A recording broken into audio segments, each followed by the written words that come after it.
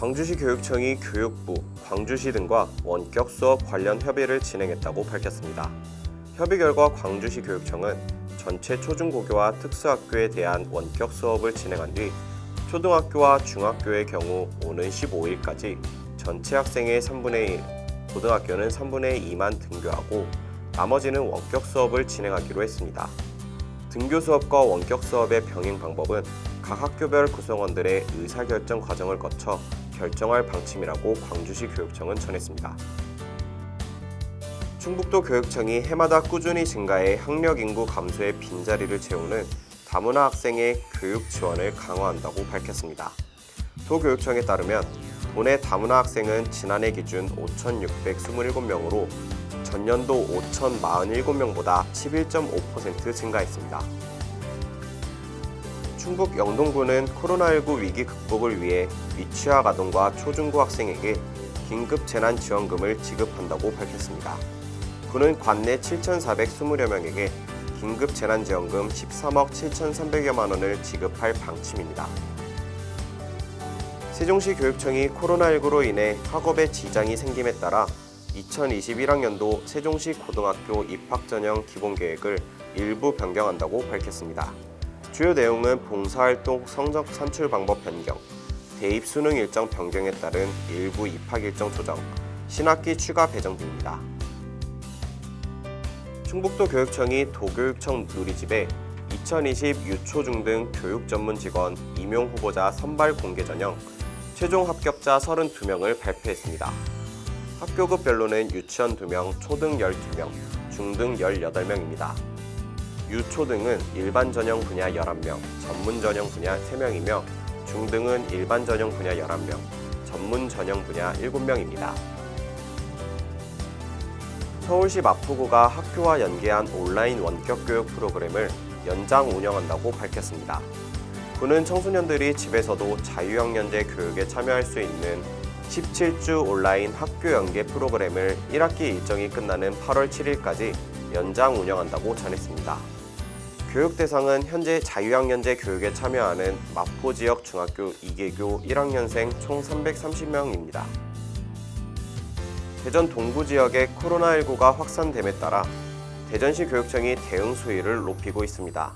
설동호 대전시 교육감은 오는 10일까지 대구 관내 유초 특수학교 수업을 원격 수업으로 전면 전환한다며 대구 관내 중학교도 등교 인원을 전체 학생의 3분의 1 이하로 조정해 학교 내 밀집도를 최소화하도록 했다고 전했습니다. 경남 통영교육지원청은 오는 7월부터 총 14명의 청렴 컨설턴트들이 학교를 찾아가는 청렴소통 컨설팅을 실시한다고 전했습니다. 14명의 청렴소통 컨설턴트들은 단설 유치원, 전 초중학교 소속기관 등 총 34개 기관을 대상으로 청렴소통 컨설팅을 실시하고 청렴 컨설팅 방법을 지속적으로 개선해 나갈 방침입니다. 충북 음성군이 중고등학생 교복 구입비를 지원했다고 밝혔습니다. 군은 음성군 교복 구입비 지원 조례에 근거해 올해 중학교와 고등학교 신입생과 전입생 중 지역에 주민등록을 둔 학생 1,292명에게 지원했습니다. 부산 지역 모든 학교에 온 오프라인 혼합형 수업이 가능한 부산형 블렌디드 교실이 조성됩니다. 부산시 교육청은 코로나19 사태와 같은 위기 상황에 대비하고 미래 교육으로 도약을 위해 온 오프라인 혼합형 학교 환경 구축 사업인 부산형 블렌디드 러닝 활성화 사업을 추진한다고 밝혔습니다. 대구시 교육청이 IB 고등학교 프로그램을 본격적으로 운영한다고 밝혔습니다. 시 교육청은 프로그램 본격 운영에 앞서 중학교 3학년 학생을 대상으로 IB형 수업 체험 기회를 제공하기 위한 2020 국제 바칼로레아형 탐구 기반 학습 학생 프로그램 기초 과정을 운영했습니다. 1학기 프로그램은 중학교 3학년 학생 총 315명이 참가해 성공적으로 진행됐습니다. 한국저작권위원회가 한국교육학술정보원과 공동 주관으로 9월 18일까지 제16회 전국 청소년 저작권 글짓기 대회를 개최합니다. 코로나19 이후 온라인 수업이 활성화되면서 저작권의 중요성도 부각되고 있는 상황에서 저작권 글짓기 대회는 청소년들에게 창작 활동을 통해 저작권에 대한 인식을 높인다는 취지로 마련됐습니다. 서울장학재단이 저소득층 고등학생의 학비 부담 완화를 위해 서울희망고교 장학금 장학생을 선발해 총 16억 7천만 원을 지원한다고 밝혔습니다. 서울장학재단은 선발된 장학생에게 분기별 68만 5,500원 이내의 수업료와 학교 운영비를 지원합니다. 수업료를 내지 않는 특성화 고등학교 학생들에게는 학교 운영비만 지원할 계획입니다. 경기 안양시가 일반 학교에 이어 대안학교 재학생 가정에도 친환경 농산물 꾸러미를 전달키로 했다고 밝혔습니다. 이는 시가 매년 해당 학교에 급식비를 지원했으나 코로나19 여파로 개학이 연기되면서 예산을 집행하지 못한 데에 따른 조치입니다. 아울러 10만 원 상당의 친환경 농산물 꾸러미를 이달 중 해당 청소년 가정에 전달할 예정입니다. 울산시 교육청이 올해 배움 중심의 미래형 학교 공간 구성을 추진합니다. 울산시 교육청은 지난 3일 학생 배움 중심 미래형 학교 공간 구성을 위한 학교 공간 혁신 배움 난장 워크숍을 학교 10곳에서 진행했다고 전했습니다.